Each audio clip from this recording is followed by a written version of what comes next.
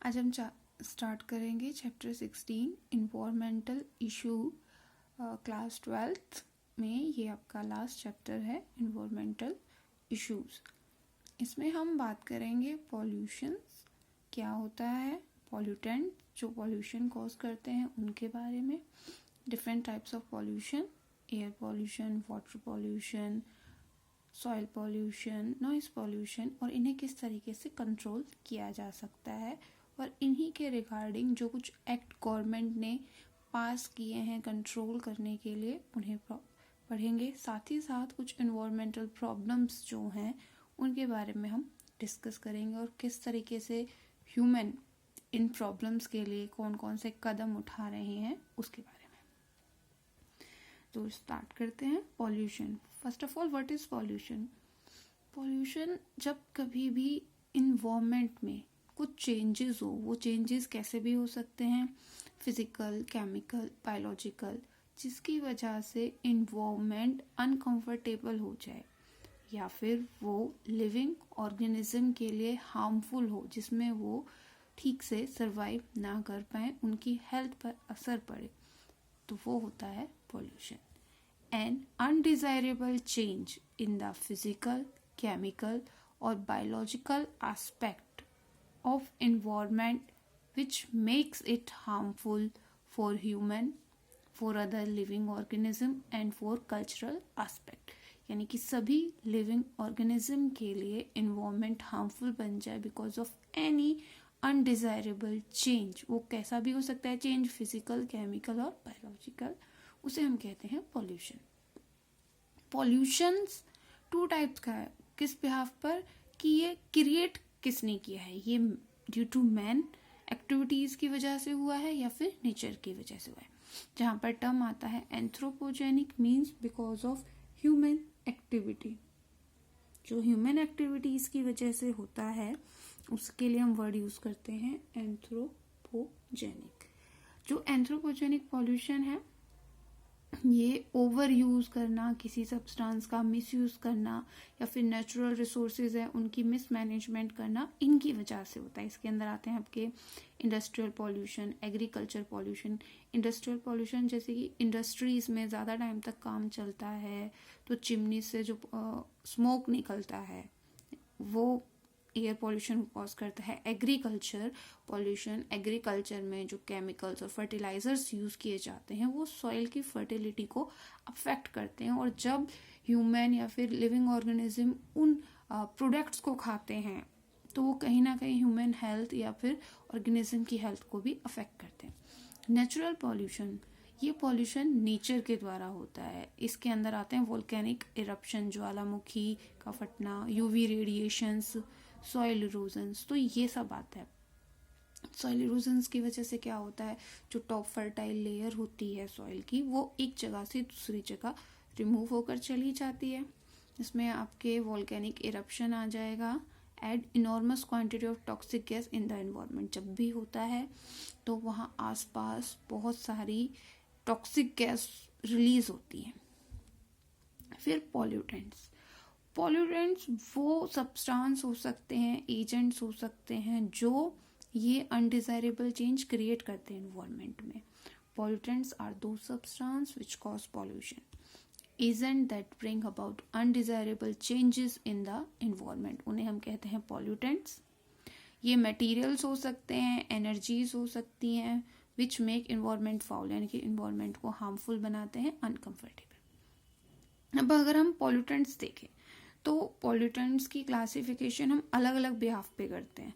Persistence के behalf पे कि वो किस फॉर्म में एग्जिस्ट कर रहे हैं, एग्जिस्टेंस के बिहाफ पे कि क्वांटिटी और क्वालिटी की बात करते हैं हम वहाँ पर, और एक होता है डिस्पोजल के बिहाफ पे कि ये डिस्पोज हो सकते हैं या नहीं हो सकते। सबसे पहले हम बात करेंगे परसिस्टेंस के बिहाफ पे कि किस फॉर्म में ये परसिस्ट करते हैं, यानी कि जिस फॉर्म में ये रिलीज हुए हैं। अगर कोई ज्वालामुखी मतलब वॉल्केनिक इरप्शन हो रहा है तो उस वक्त जो गैसेस रिलीज हुई हैं अगर वो इसी फॉर्म में एग्जिस्ट कर रही हैं या फिर कंबाइंड होकर कुछ और बना रही हैं। तो पहले हैं आपके प्राइमरी पॉल्यूटेंट, दूसरे हैं सेकेंडरी पॉल्यूटेंट। प्राइमरी पॉल्यूटेंट्स वो पॉल्यूटेंट्स होते हैं जो जिस फॉर्म में रिलीज होते हैं उसी फॉर्म में ये एग्जिस्ट करेंगे इन्वायरमेंट में। ये लेस टॉक्सिक होंगे सेकेंडरी की कंपेयर में, जैसे कार्बन डाइऑक्साइड है, कार्बन मोनोऑक्साइड है, ठीक है, नाइट्रोजन डाइऑक्साइड है, इस तरीके से। फिर है सेकेंडरी पॉल्यूटेंट्स। सेकेंडरी पॉल्यूटेंट्स जब प्राइमरी पॉल्यूटेंट्स आपस में इंटरेक्शन करते हैं तो एक न्यू फॉर्म बनती हैं जिन्हें हम कहते हैं सेकेंडरी पॉल्यूटेंट। ये ज़्यादा टॉक्सिक होते हैं प्राइमरी के कंपेयर में। इसमें इन्होंने एग्जांपल दिया है हमें, formation of PAN peroxy acyl nitrate and ozone from nitrogen oxide and hydrocarbon. इन दोनों के जुड़ने से इसकी फॉर्मेशन होती है in the presence of sunlight, और ये दोनों ही बहुत ज़्यादा हार्मफुल होते हैं। ये हमने परसिस्टेंस के बिहाफ पे पॉल्यूशन के टाइप्स पढ़े हैं, क्लासिफाई किया था। एग्जिस्टेंस के बिहाफ पर देखें तो पॉल्यूटेंट 2 टाइप के हैं, क्वांटिटेटिव और क्वालिटेटिव। क्वांटिटेटिव में हम अमाउंट देखते हैं कि एक तो होता है कि नॉर्मली नेचर में कोई पॉल्यूटेंट किस अमाउंट में था, जैसे कि कुछ भी होता है तो कुछ गैसेस हमारे इन्वायरमेंट में रहती हैं, एक ड्यू टू ह्यूमन एक्टिविटी या किसी वजह से और वो ऐड हो जाए तो वो होगा आपका quantitative pollution. Added in large quantity by man, जैसे कार्बन डाइऑक्साइड है, एयर में प्रेजेंट होती है, लेकिन जब हम फायर जलाते हैं, आग जलाते हैं, तो उसमें भी कार्बन डाइऑक्साइड रिलीज होता है। क्वालिटेटिव पॉल्यूटेंट्स, ये नेचर में तो नहीं होते हैं लेकिन ये बाय ह्यूमन एक्टिविटी इंक्रीज होंगे, जैसे इंसेक्टिसाइड्स, हर्बिसाइड्स, पेस्टिसाइड्स जो यूज़ किए जाते हैं एग्रीकल्चर में, ह्यूमन यूज़ करता है, और ये क्वालिटी पे अफेक्ट डालते हैं। पॉल्यूटेंट सॉइल को पॉल्यूट करते हैं, उस जगह को। नेक्स्ट आते हैं नेचुरल डिस्पोजल के बिहाफ पर। अगर हम देखें कि ऐसे कौन से पॉल्यूटेंट हैं जो अपने आप डिकम्पोज हो जाते हैं, तो उसके बिहाफ पे जो पॉल्यूटेंट्स हैं ये 2 टाइप्स के होते हैं। एक होते हैं बायोडिग्रेडेबल और एक दूसरा होता है नॉन बायोडिग्रेडेबल। बायोडिग्रेडेबल और नॉन बायोडिग्रेडेबल पॉल्यूटेंट्स की अगर हम बात करें तो ये जो टॉपिक है biodegradable and non biodegradable pollutant की बात है यहाँ पर, लेकिन अगर बायोडिग्रेडेबल सब्सटेंसेस और नॉन बायोडिग्रेडेबल सब्सटेंसेस पूछा जाए तो भी सेम ही होते हैं आंसर ऑलमोस्ट। बायोडिग्रेडेबल का मतलब वो पॉल्यूटेंट्स हैं जो नेचुरली डिग्रेड हो जाएंगे बाय डिकम्पोजर्स, यानी कि बैक्टीरिया और जो फंगी है उनके एक्शंस की वजह से, ये क्या माइक्रो ऑर्गेनिज्म के एक्शन की वजह से ये टूट जाते हैं इनटू सिंपल और हार्मलेस फॉर्म में, dispose by microbial action and radiations. जैसे कि जो सीवेज होता है उसमें ऑर्गेनिक मैटर प्रेजेंट होता है तो उसको माइक्रोब्स ब्रेक डाउन कर देते हैं सिंपल इनऑर्गेनिक फॉर्म में। वहीं दूसरी तरफ नॉन डिग्रेडेबल पॉल्यूटेंट्स वो पॉल्यूटेंट्स होते हैं जो नेचर में डिग्रेडेड नहीं होंगे, यानी कि ब्रेक डाउन नहीं होंगे सिंपल फॉर्म में, तो ये टाइम के साथ साथ इकट्ठे होते चले जाएंगे, या फिर ऐसा भी हो सकता है ये बायोलॉजिकली मैग्नीफाइड हो, यानी कि जब एक लेवल से दूसरे लेवल में जाएंगे, जो हमारे ट्रॉफिक लेवल्स हमने पढ़े हैं लास्ट चैप्टर में इकोसिस्टम में, तो उसमें ये उनका अमाउंट बढ़ता चला जाता है। इसका एग्जांपल है DDT, dichloro diphenyl trichloroethane, glass, radioactive materials इसके अंदर आता है। अब 1986 में जो इंडियन गवर्नमेंट थी उन्होंने एक एक्ट पास किया था, environmental act, environmental protection act है इनफैक्ट। ये किसके ऊपर था? ये था to protect and improve the quality of our environment. जो हमारा इन्वायरमेंट है उसकी क्वालिटी को भी इम्प्रूव करना है और उसे प्रोटेक्ट भी करना है, यानी कि एयर, वाटर एंड सॉइल, इन तीनों के लिए स्पेशली कि जो एयर की क्वालिटी है, वाटर है और सॉइल है, इनकी क्वालिटी का भी ध्यान रखना और इन्हें प्रोटेक्ट भी करना है ताकि इन्वायरमेंट अफेक्ट ना हो। नेक्स्ट हम पढ़ेंगे types of pollution. Types of pollution, there are different types of pollution, कई तरह का होता है, लेकिन मेनली जिसके बारे में हम यहाँ पर बात करेंगे वो है air pollution, water pollution, noise, sound pollution, land pollution और रेडियो एक्टिव पॉल्यूशन। इसके अलावा कुछ और भी होते हैं, थर्मल पॉल्यूशंस भी होते हैं। सबसे पहले हम बात करेंगे एयर पॉल्यूशन के बारे में। एयर पॉल्यूशन यानी कि बिकॉज ऑफ एनी केमिकल या फिर किसी भी चेंज की वजह से अगर एयर डिसकम्फर्टेबल हो जाए लिविंग ऑर्गेनिजम्स के लिए या फिर उनको हार्म पहुंचाए, तो उस स्टेट में हम देखेंगे एयर पॉल्यूटेड है, तो वो एयर पॉल्यूशन होता है। Due to introduction of chemicals, particulate matter या फिर बायोलॉजिकल मटेरियल जो कि हार्म नुकसान पहुंचाए और डिस्कम्फर्ट हो ह्यूमन और दूसरे लिविंग ऑर्गेनिजम्स के लिए और डैमेज कॉज करें नेचुरल इन्वायरमेंट को इनटू द एटमॉस्फेयर, तो उस वक्त हम टर्म यूज करेंगे एयर पॉल्यूशन। जो पार्टिकुलेट मैटर होते हैं इनके बारे में थोड़ा सा जान लीजिए। पार्टिकुलेट मैटर होते क्या हैं?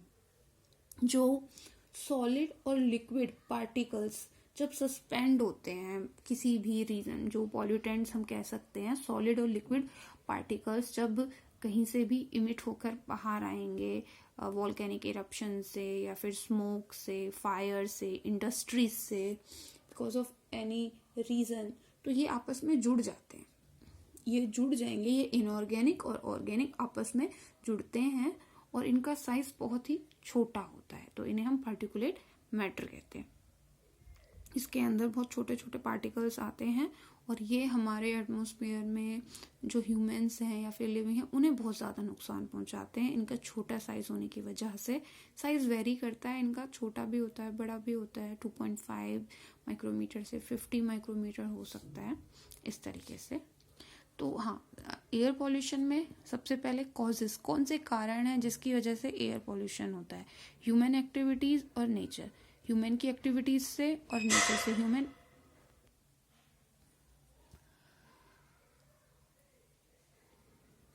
ह्यूमन एक्टिविटीज में आएंगी इंडस्ट्रियलाइजेशन, न्यू इंडस्ट्रीज बन रही हैं तो उनकी चिमनीज में से जो हार्मफुल गैसेस निकलती हैं, ऑटोमोबाइल्स इन्वेंशंस, जो ऑटोमोबाइल्स यूज़ करते हैं हम, कार व्हीकल जो भी, उनसे जो पॉल्यूशन होता है तो इससे बढ़ता है।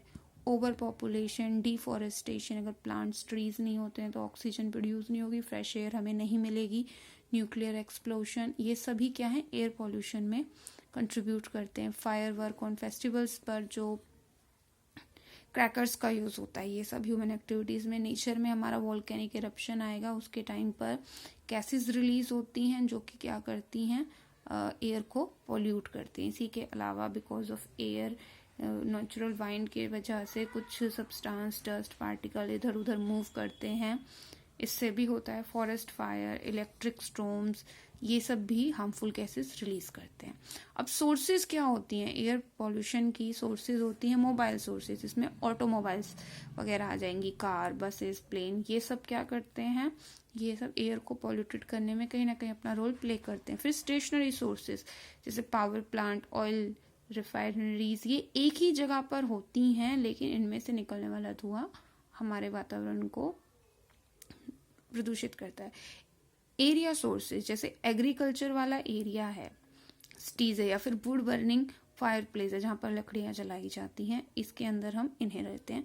नेचुरल सोर्सेज में वाइंड ब्लोन डस्ट, हवा के जरिए जो धूल उड़ाई गई है, फिर वाइल्ड फायर्स, वॉल्कन्स, ये सब आता है।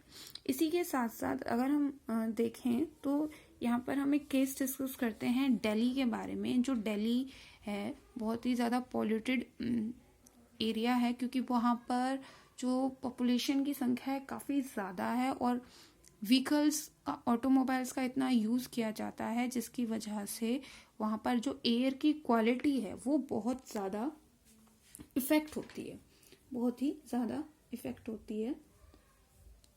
1990 में दिल्ली को 4th नंबर पे रखा गया था द मोस्ट पॉल्यूटेड सिटीज़ में। 1990 में देखा गया था कि जो दिल्ली है वो 4th नंबर पर है मोस्ट पॉल्यूटेड सिटीज़ में।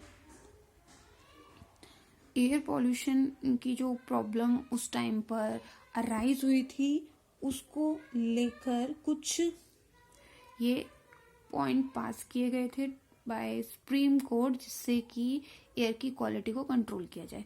इसमें था सबसे पहले कि जो पब्लिक ट्रांसपोर्ट है उन्हें डीजल से सीएनजी गैस पर लिया जाए, कंप्रेस नेचुरल गैस पर 2002 के ख़त्म होने से पहले। ओल्ड व्हीकल्स को फेजिंग आउट, रिमूव किया जाए। जो पेट्रोल यूज़ किया जाता है व्हीकल्स में वो अनलेडेड होना चाहिए, उसमें लेड नहीं प्रेजेंट हो। इसी के साथ साथ जो पेट्रोल और डीजल यूज़ किया जाता है व्हीकल्स में उसके अंदर सल्फर का अमाउंट कम होना चाहिए। व्हीकल्स के अंदर कैटालिटिक कन्वर्टर का यूज़ किया जाए और साथ ही साथ व्हीकल्स के लिए यूरो सेकेंड नॉर्म, जो यूरोपियन सेकेंड नॉर्म्स है, उसे लागू किया जाए। यहाँ पर एक क्वेश्चन और अराइज होता है कि जो सीएनजी है वो पेट्रोल और डीजल के कंपेयर में बेटर क्यों है। सबसे पहली बात, जो सीएनजी है चीपर अमाउंट में भी कम होता है, बहुत ही एफिशिएंटली ये बर्न हो जाता है और जलने के बाद बहुत लेस अमाउंट ऐसा मिलेगा हमें जो अनबर्न्ड होगा। इसे शिफन नहीं किया जाता बाय थीव्स, यानी कि इसका गबन नहीं होगा, हेरा फेरी। और साथ ही it can not be adulterated like petrol and diesel, यानी कि इसमें मिलावट नहीं की जा सकती जैसे कि पेट्रोल और डीजल में की जाती है। नेक्स्ट हम बात करेंगे कंट्रोल, हमने कि हम किस तरीके से एयर पॉल्यूशन को कंट्रोल कर सकते हैं। तो यहाँ पर हम 3 स्टेप्स ले सकते हैं जिससे एयर पॉल्यूशन कंट्रोल हो सकता है। सबसे पहले हम क्या कर सकते हैं, जो पॉल्यूटेंट क्रिएट करते हैं एयर पॉल्यूशन, उन्हें सेपरेट करें ताकि जो गैस है वो हार्मलेस बन सके। पॉल्यूटेंट्स को अवॉइड्स कर और तीसरा तरीका होता है जो पॉल्यूटेंट है उन्हें हार्मलेस मटेरियल में कन्वर्ट करके।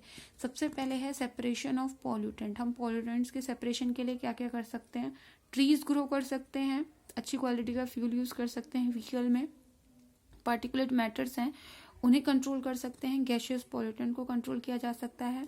जहाँ जहाँ पर भी फैक्ट्रीज हैं जिनमें से स्मोक निकलता है, वो फैक्ट्रीज में जो चिमनी होती हैं उनको टॉल बनाया जाए ताकि आसपास के एरिया अफेक्टेड ना हो।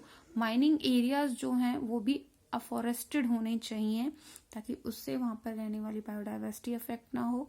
Industrial smoke should be filtered हो ताकि इन्वायरमेंट में कम से कम असर पड़े। फिर इसी के रिगार्डिंग कुछ इंपॉर्टेंट पॉइंट्स हैं जो कि यूज़ किए जा रहे हैं एयर पॉल्यूशन को कंट्रोल करने के लिए। जब हम पार्टिकुलेट मैटर की बात करें तो इनका साइज वेरी करता है और वो ही साइज और फॉर्म जो है इन्वायरमेंट में रहने वाले ऑर्गेनिज्म के लिए कहीं ना कहीं हार्मफुल होती है। तो इसके लिए हम 2 चीज़ें यूज़ कर सकते हैं पार्टिकुलेट मैटर को कंट्रोल करने के लिए, अरेस्टर्स इंडस्ट्रीज में और दूसरे हैं कैटालिटिक कन्वर्टर्स ऑटोमोबाइल्स में।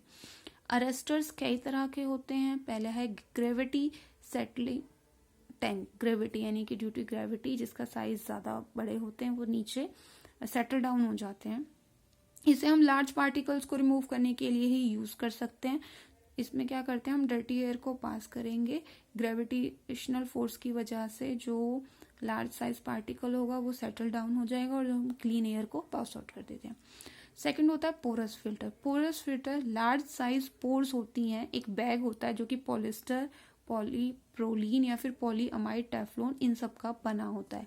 डर्टी एयर को हम इससे पास कराते हैं अंडर प्रेशर, जिसकी वजह से क्या होता है, जो पार्टिकुलर मैटर होता है 15 माइक्रो साइज का is filter out by these, इसमें से फिल्टर आउट हो जाएगा। यानी कि इसको हम प्रेशराइज करके उसमें से पास कराएंगे जिससे जो पार्टिकुलर मैटर है एक साइड फिल्टर हो जाएगा और जो एयर है उसे हम पास कर देंगे। नेक्स्ट आता है electrostatic precipitator. This one is important. ये डिवाइस यूज की जाती है स्मॉल पार्टिकल्स के केस में, उन्हें रिमूव करने के लिए। बहुत ही एफिशिएंट डिवाइस है, इसे हम स्मॉल पार्टिकल्स जो होते हैं उनके केस में यूज करेंगे। इसके लिए हम क्या करते हैं, पहले जो पार्टिकल्स हैं उन्हें हम चार्ज करते हैं।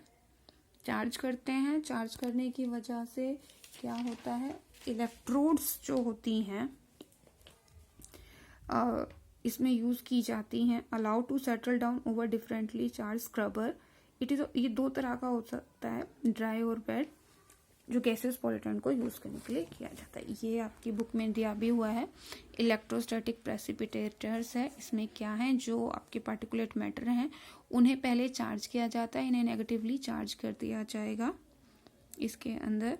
इसके बाद क्या होगा, ये जो प्लेट्स हैं यहाँ पर लगाई गई हैं इनसे इसे पास कराया जाता है। चार्ज्ड होने की वजह से ये अट्रैक्टेड हो जाते हैं टूवर्ड द प्लेट आकर यहाँ पर, और जो एयर है वो यहाँ से पास होती चली जाएगी विदाउट पार्टिकुलेट मैटर। इसका यूज किया जाता है।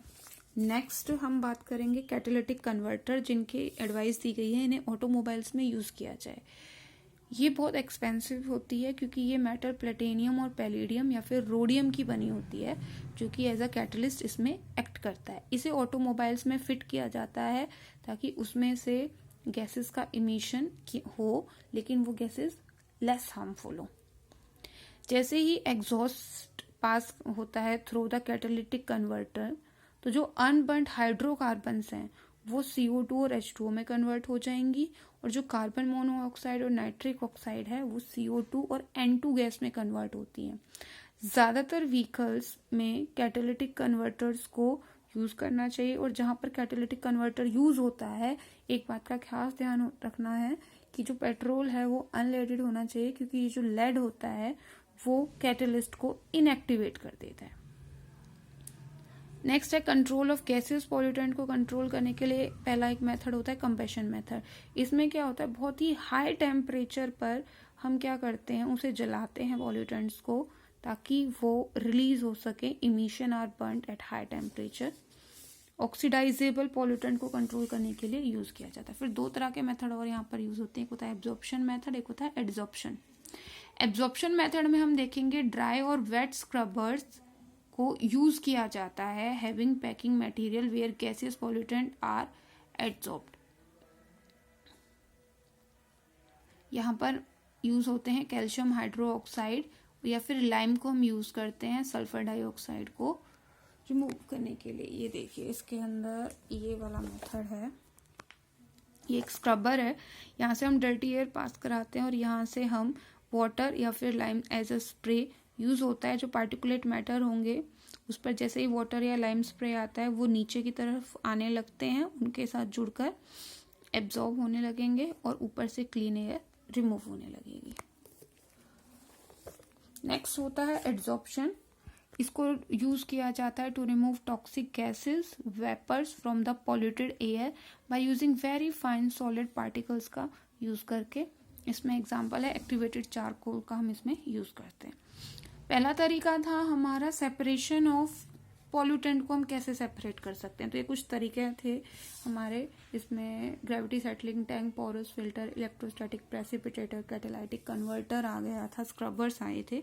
नेक्स्ट होता है अवॉइडेंस ऑफ पॉल्यूटेंट्स की हम उन्हें अवॉइड करें। इसके लिए हमें ऑटोमोबाइल्स का यूज़ कम से कम करना चाहिए।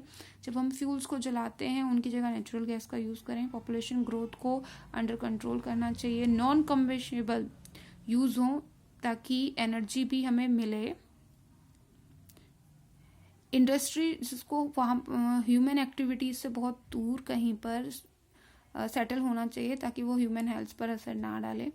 पॉल्यूशन फ्री फ्यूल्स का यूज़ किया जाना चाहिए। एक होता है कन्वर्सन ऑफ पॉल्यूटेंट। ये इसमें क्या करते हैं, इसमें ऑक्सीडेशन होता है इन द एयर और by chemical neutralisation of acid and basis.